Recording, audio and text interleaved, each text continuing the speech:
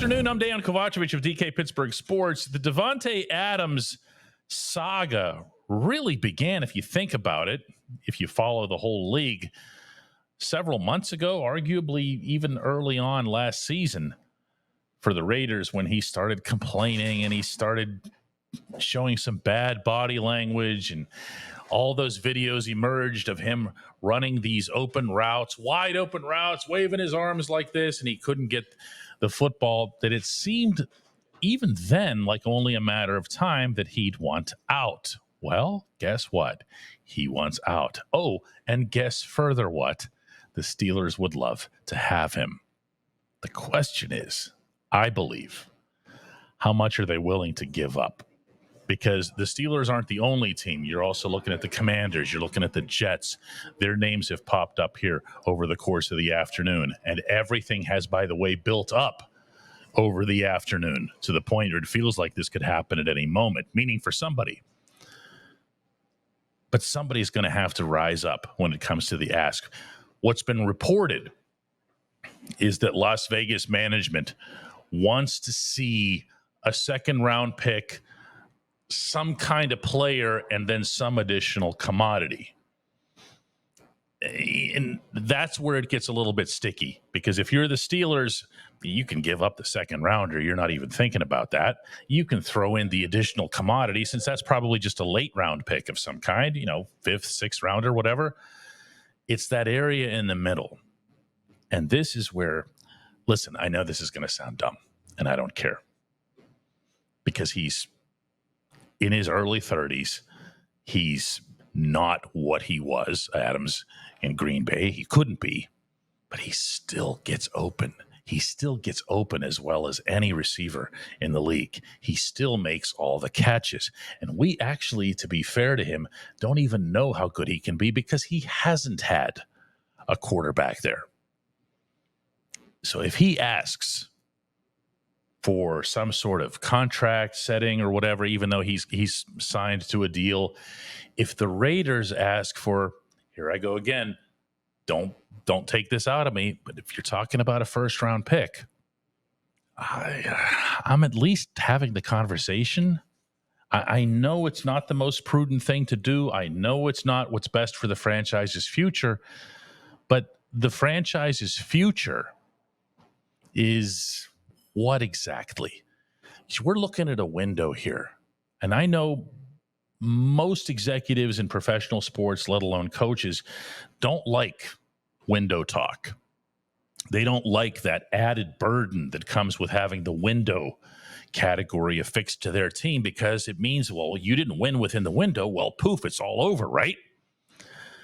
But how often are you going to see in Pittsburgh TJ Watt, a perennial DPOY candidate, Cam Hayward, still playing well? I don't know that he's Cam from 5 years ago, but we saw not all that long ago, meaning a couple of weeks ago against the Chargers, that he still got it. You're still looking at an all-pro safety, an all-pro level safety in Minkah Fitzpatrick. You're on the other side of the ball. You see George Pickens. You see there's good stuff. There's good stuff. Add on to that the one thing that would have ruined my appetite for spending a lot to go get a wide receiver, and that's if the Steelers had poor quarterback play. In fact, to be honest with you, it's why I punted on that issue all through the summer. Anytime the whole Brandon Ayuk thing or whatever would come up, I'd be like, I mean, you can't go and give up the farm to bring in somebody at that position unless you have somebody to get that somebody the ball. So here's Adams. If he comes here, I think in a pretty good spot. Justin Fields is the most accurate quarterback in the NFL relative to the degree that his wide receivers are covered. Stop and think about that convoluted sentence for a minute. The most accurate quarterback to the degree that his wide receivers are covered. It means he has, speaking of windows, only the tightest of windows. Imagine if he had, in addition to George, someone like Davante gets open all the time. Imagine the possibilities for this offense. Imagine what had happened when a team tries to do what the Colts did to the running game in Indianapolis, the Steelers running game. You just say, really? That's what you got? That's what you're going to do? You're going to put all these people in the box? Okay, I'm just going to take my pick of either of these two elite receivers. Go get him, Omar. That's what I'm saying. Go get him. Ideally, you don't give up a first, but go get him. At DK Pittsburgh Sports, we take pride in coverage that connects our city's fans to their favorite teams. Now, that connection's stronger than ever. Introducing our all-new state-of-the-art app. Find expert inside reporting and original podcasts. Check live box scores. Track the latest stats. Chat it up with our community of thousands of fans, all in one place. The new app from DK Pittsburgh Sports. Coverage that connects.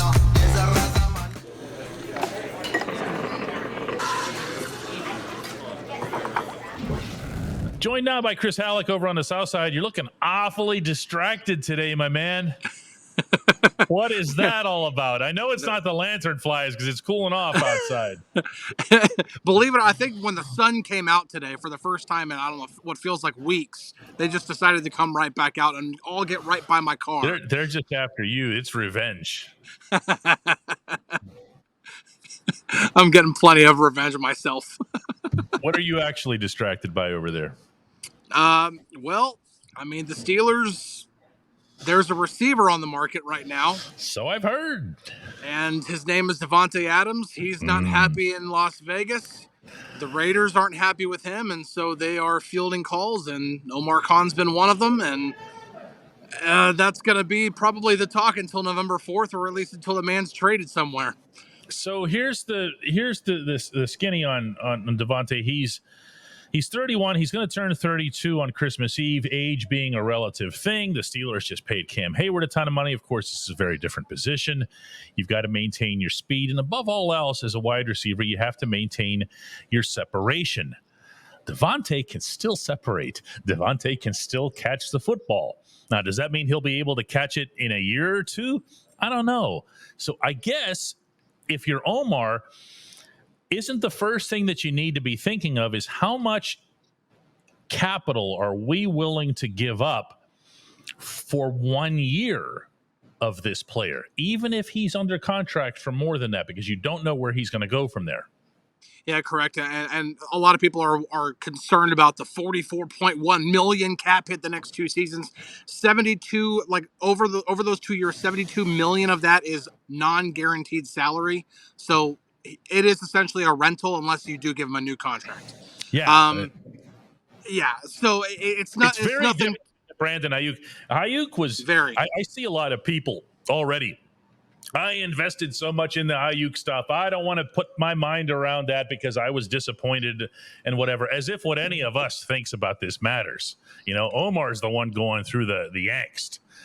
All that's relative as it comes down to Adams, I believe this, is how much are you willing to give up, and do you see this season as being worth that investment, especially now that Justin Fields looks like an NFL QB1.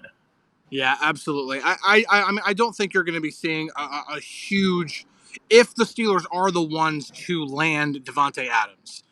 Omar Khan is not going to part with anything in which anything can be defined as an overpay. That's not Omar Khan. That's not the way he operates. He wasn't going to overpay for Brandon Ayuk. There was all this talk about a first-round pick and everything like that. Lantern flies, man, they're attacking me.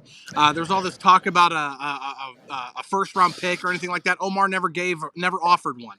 They are seriously everywhere. They're landing on top. We don't have any on this side of the river. I'm telling you, today's hilarious. Been a great day. It's been terrible over here. So it really is just. I don't think that you're going to see anything more. I think a second-round pick straight up is probably the absolute most you would see. Possibly. I don't think Omar would even offer that. I'm thinking a third and something else. Devil's maybe. advocate here. Devil's advocate. You're playing football right now. Yep. You're getting quarterback play above any reasonable expectation right now. You've got TJ, you got Cam, you got Minka, you've got Pat Freiermuth. You've got players. You've got a team that's got at least some reasonable momentum starting out 3-1, and you've got a really tough schedule. And oh, by the way, you've also had the rest of your wide receiver core, particularly Van Jefferson, just grossly exposed. I'm sorry. I mean, Van works his rear end off and whatever, but what did you say he was in separation before we got on? 96th? 96 out of 106. That's rough. I mean, that basically means he's walking around with a DB attached to his shoulder, like maybe even to the cafeteria. Okay. Yeah. And that's tough. That makes things really, really tough for Fields, and unnecessarily so. So if you're Omar, you don't have a whole lot of options here, Chris. You definitely don't have a whole lot of Davantes out there. This isn't like you can say, well, we're just going to wait for free agency and get who we want. You're in season.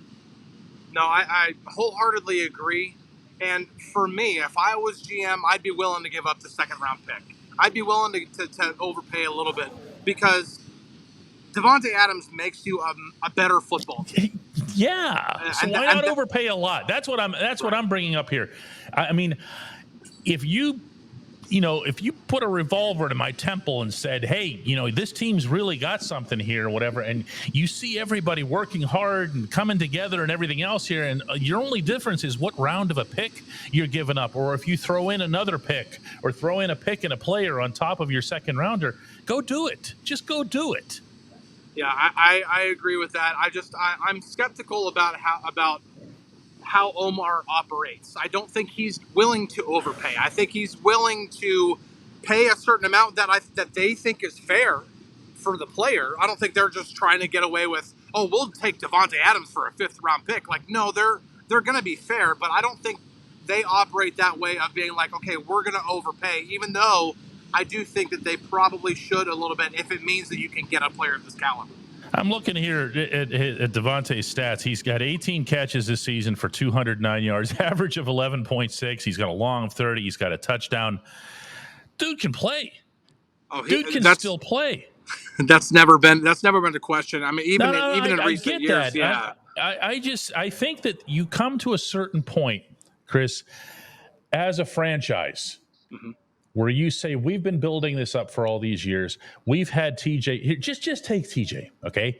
We've had TJ all these years, and TJ's never won a playoff game. What are we doing here? Is that what we want to have brought up at his Hall of Fame induction in Canton? Here comes a man who's never won a playoff game. What are you doing? Just go ahead and get him. Go get him. I agree. First round picks and everything else here. Look, I know first round pick, second round pick. We know how important they are and everything else here. Roman Wilson's just sitting on the sideline right now. Nobody even knows why. Troy Fautanu's done for the season. I'm not saying that draft picks don't matter. I'm not being a fool. Okay. Yeah. I'm just saying that there's stuff that's right in front of you that you can address. No, I agree. And I do think, I don't know if Davante Adams makes the Steelers a Super Bowl contender, but it gives them the firepower necessary to be able to go into a game, which Justin Fields just proved that he can do, in which you have an offense that is capable of making a comeback, and what Davante Adams gives you is a pretty dang powerful bullet in the barrel to go along with George Pickens, and then Pat Freiermuth over the middle. It does change the dynamic of this passing game. It just does. And so I do think they do need to go get him.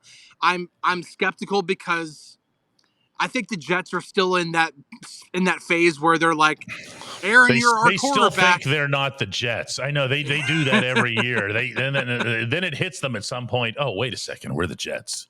Right. And so I still think they're in that phase where they're gonna acquiesce to whatever Aaron Rodgers wants. And if Aaron Rodgers says, hey, Davante wants to come here and him and I have a really good rapport, they might just overpay to go get him. But if that doesn't happen and the Steelers can possibly pull this off, 100% I think they should do it. Even if that does mean a bit of an overpay, I think they should.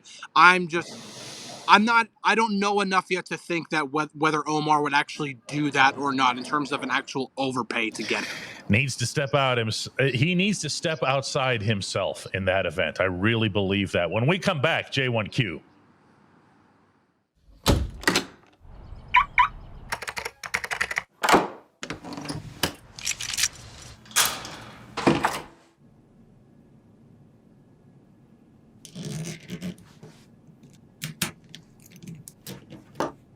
Safety is a habit. Gun safety and responsible storage are no different. Help prevent gun accidents, misuse, and theft. Keep firearms safe and secure when not in use. For safe storage options, visit projectchildsafe.org.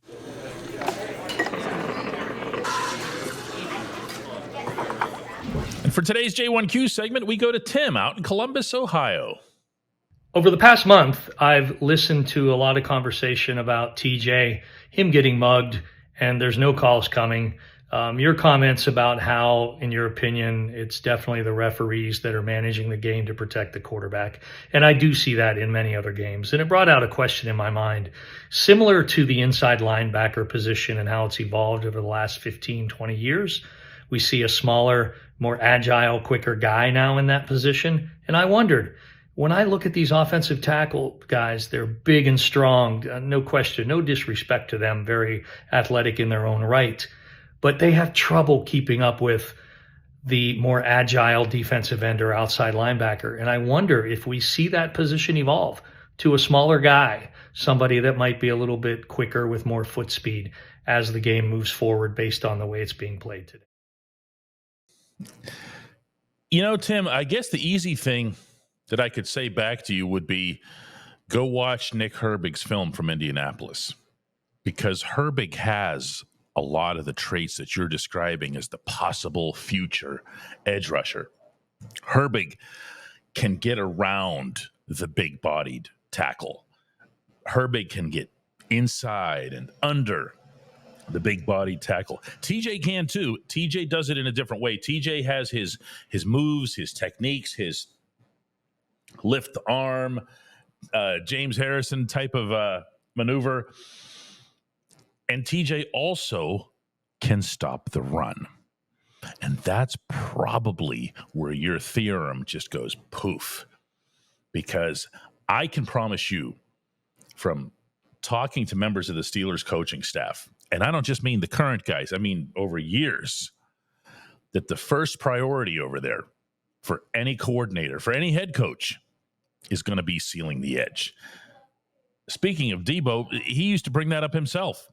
He used to say, if you want to be a Steeler and you want to play this position, you can't allow them to run to your side. You can't allow them to beat you up to your own side, because it's going to back you off the quarterback, and all of the things that you're good at get wiped away. So my thought is no, and certainly not for the foreseeable future. But then I covered Casey Hampton and never imagined that he'd become extinct. I covered Lawrence Timmons, just a freak athletic specimen with all that middle linebacker size and everything you'd want in a football player. The smarts, the guile, the everything. LT had everything. Next thing you know, he went poof. Not him. The whole position went poof. And they were all replaced by the Ryan Shazier types. So I can't sit here and say anything definitive. I can definitely say that, yeah, you might have a point. You might have a point. I appreciate the question. I appreciate everybody checking out the new Double Shot. We'll be back with a new one of these tomorrow at 4 p.m.